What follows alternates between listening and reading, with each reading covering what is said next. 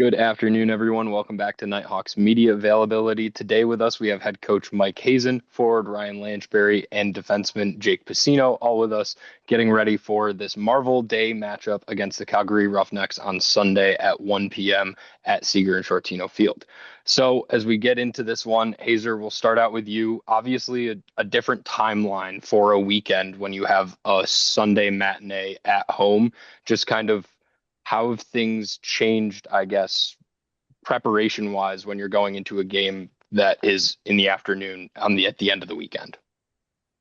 Yeah, no, it's pretty much similar. We got a team deal or a team meal coming in on Saturday night, so the boys will be there a little bit later than usual as far as that's concerned. Get a good dinner in, and then we've had some luck on Saturday or Sunday afternoon games recently, so we're having a nice little breakfast. We're watching some video, and then guys will get to the rink and do what they got to do for to prepare for game time. When you go from a game like it was last weekend, I know we talked about it that night as this is something to build on. I think the other thing too, though, is what's the key when you go into the next week to be able to bring that same energy when you just had such an emotionally driven game the week before? Yeah, yeah, we kind of put ourselves in a position a little bit here where there's a couple games there where we didn't have that energy. So again, just hopefully the guys are going to be able to build off of what we were able to do just from the get-go. We just had a little bit different jump in our step, and again, we play against a really good team in Saskatchewan. Obviously, right? They're top of the league for a reason, and maybe there's a little extra motivation to make sure we were bang on then, but yeah, it's another game, it's another opportunity, and it's a game that again, Calgary is not what they are as far as the standings are concerned. They're just been on the wrong side of a lot of close games, and we got to be at our best, just like we were last week. So again, just build off what we were able to do the previous week and continue it forward. Awesome. Thanks, Coach. Lance, for you, I want to start at the end of last game. Can you just break down? We talked to Smitty about it. Break down what you saw when you kind of get back to your own restraining line and then in that overtime period.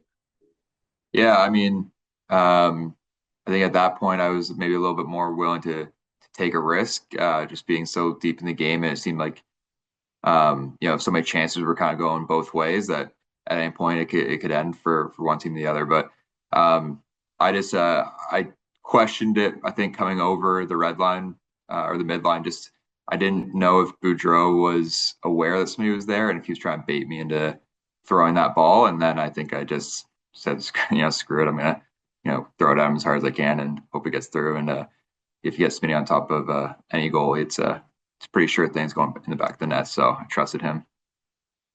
Definitely. I mean, for you guys as an offense in that game specifically, it felt like with your 8 assists, all of them primary, by the way, the ability to feed on the crease and create those shooting opportunities in really high percentage spots. Just what was the key to getting back to that, maybe compared to a couple of the games that happened before?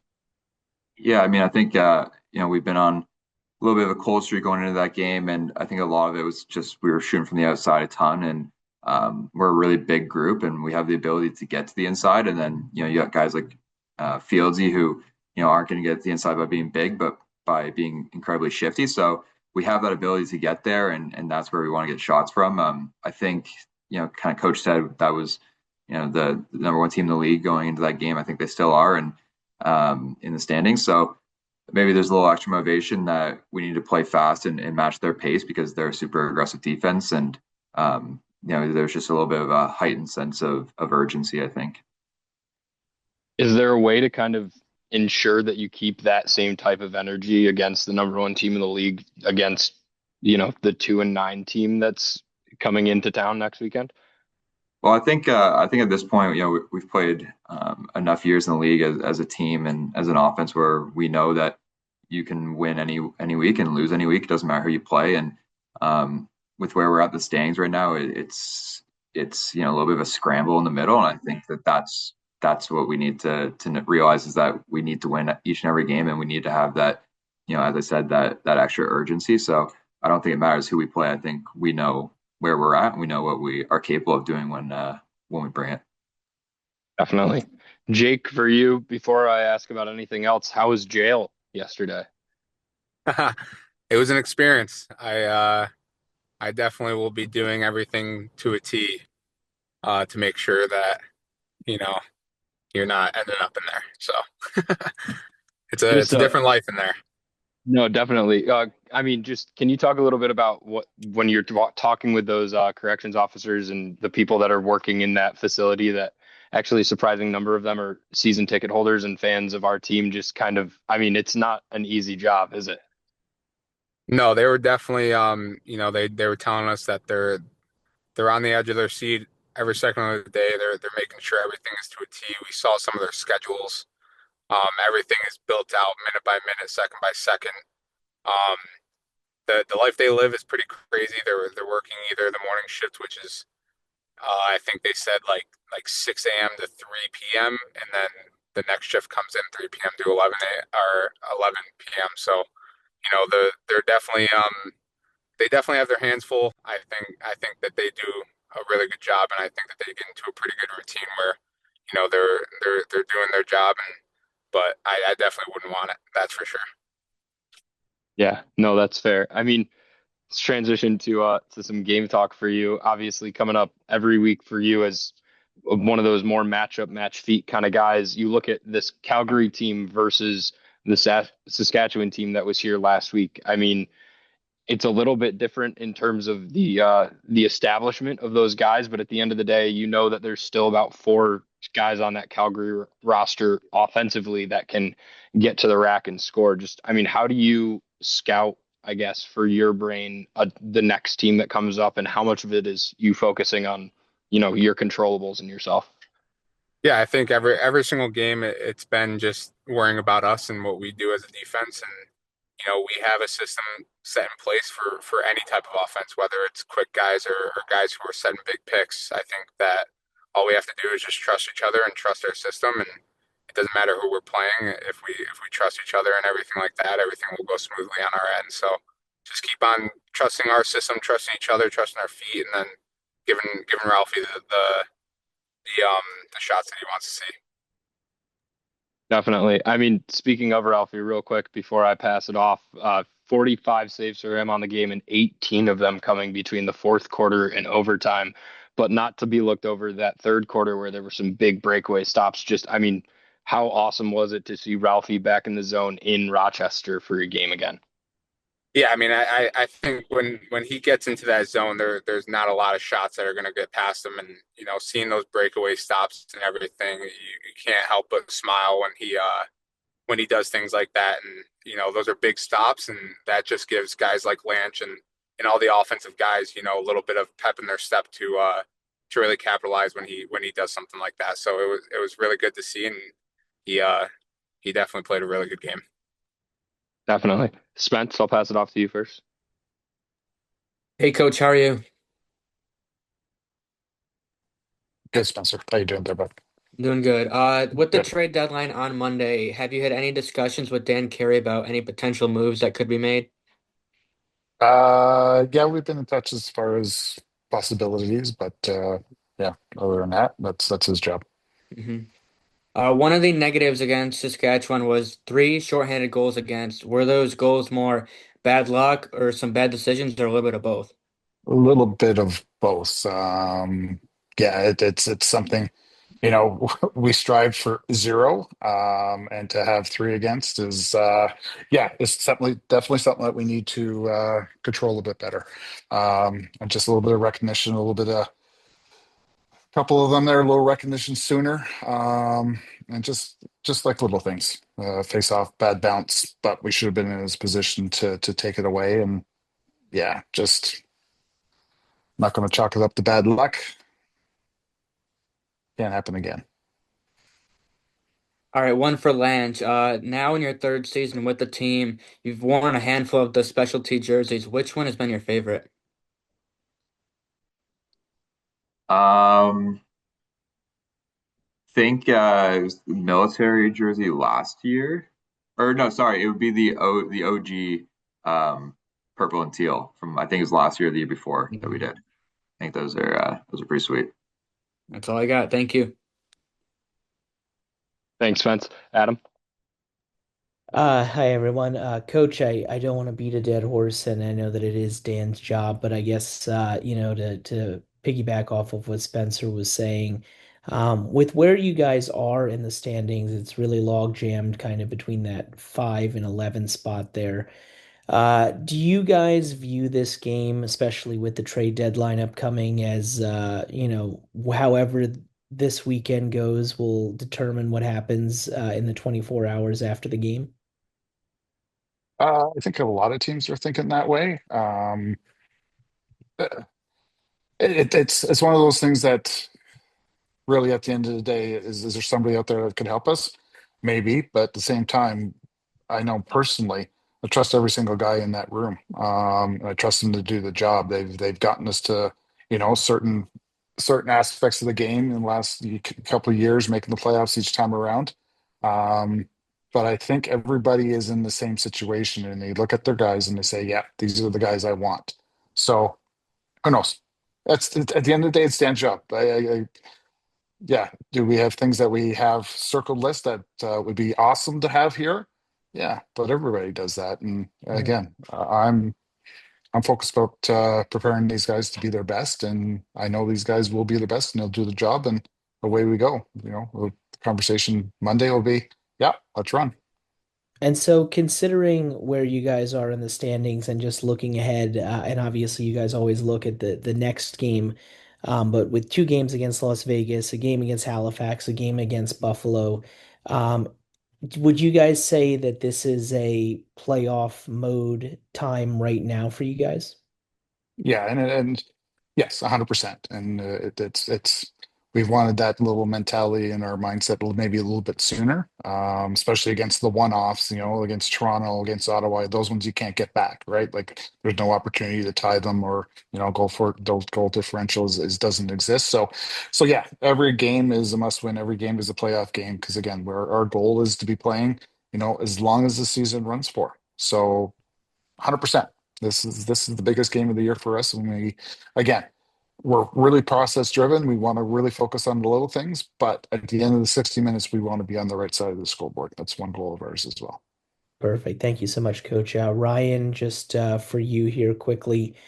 When you look at the next few games upcoming, there are teams that have also, one, struggled a little bit defensively and have some issues with goaltending as well so far this season. So, considering how you guys need to perform down the stretch here, looking ahead, how much of a benefit is it that you guys might have a few more opportunities considering some of the lapses on the opposite side of the ball when you're facing those guys?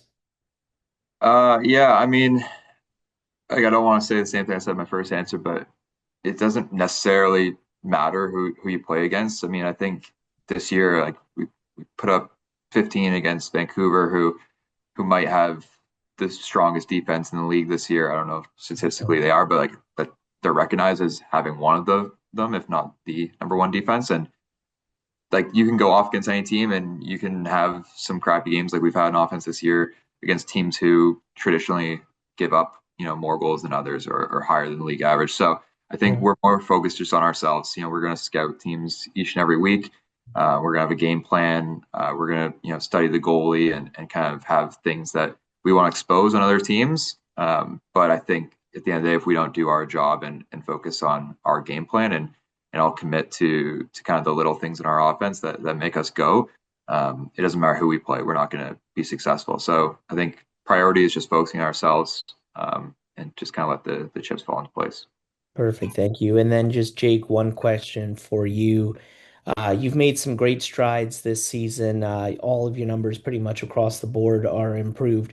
How are you feeling in this second season, especially getting as much playing time as you are and really kind of taking advantage of those opportunities?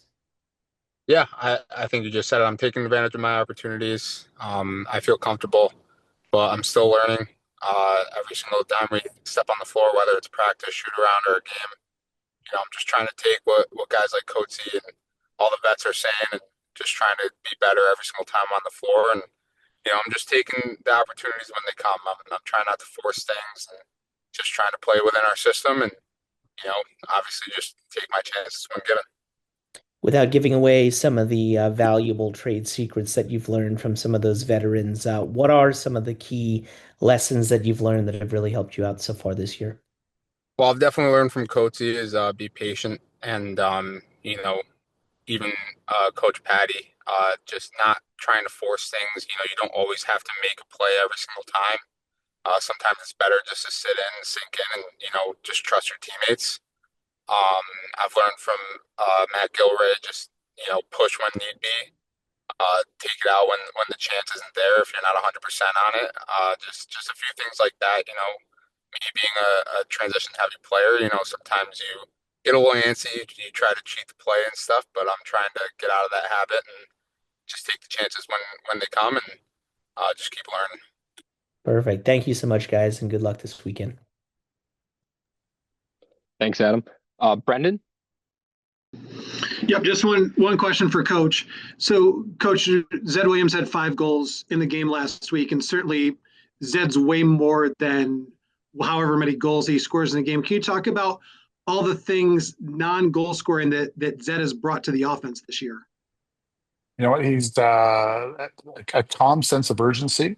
That again, he's not the most vocal guy in the room, but he talks when he needs to. He gets everybody on the same page when he needs to. So that leadership there, and again, it's a benefit. He's won a championship very recently here, right? And the amount of work that he has done, to get back from his injury in the short amount of time that he did is also inspiring I think for me personally, a lot of guys. It just adds that extra element of, making sure that you're doing your stuff off floor to be your most successful on floor. And I think he hit just at the end of the game, their last game, he just kind of hit a note that we've been, again, trying to get to that, again, we're sorry, I keep saying again, but anyways, um, the league is based on your time at home, right? We don't have that ability to be together all the time. So he hit the nail on the head that, what you do at home matters more so at times. Just making sure that your mind's healthy, your body is healthy, you're doing your work in the gym with stick in your hands. That is so much more important than just showing up. Because if we just show up, then or it gives us the ability to show up and play, I guess is what I'm trying to say. It just makes things a little bit easier. And I think that we were on the benefit of that last week, as I think guys took a little bit extra time to focus on the Nighthawks, and that's what we need, kind of moving forward with. And again, he just highlighted it with his words. And again, he's been getting better every single time as well. He's getting his feet underneath him. He's a little healthier each and every week, and he's a little more confident with the group around him each and every week, and more confident with him in his play as well. So it's still a work in progress, and we're building, and that's what we're going to continue to build. It's game 11. We're going to continue to build as a group here and move forward. Great, thanks, Coach. And Lance, similar question for you about Zed. I mean, he plays the same side of the floor of you. What does a guy like Zed Williams mean for you as the main facilitator of this offense? Yeah, I mean, we're super grateful to have him. He's another big piece of our offense, and similar to Smitty and Waters, he's a guy that is probably more comfortable, away from the ball and creating space for guys, and then. A lot of times when you get other guys open and like he's doing for myself, it's going to end up getting himself open and get those chances. And, like Coach said, he's getting more and more confident each week, and you see the ball is going to the back of the net more and more for him. So he just does a really good job, for our offense, as does Smitty and Waters on that right side for me. They, those are, some unbelievable guys to play with on that right side. Great. Appreciate it. Thanks, guys. I appreciate it. Thank you, Brendan. And that's going to do it for us this week for Nighthawks media availability. Thanks for tuning in. Be sure to catch the Nighthawks at 1 p.m. on Sunday, March 8th, as they take on the Calgary Roughnecks in Miles Morales Spider-Man inspired jerseys for that game. We'll see you on Sunday.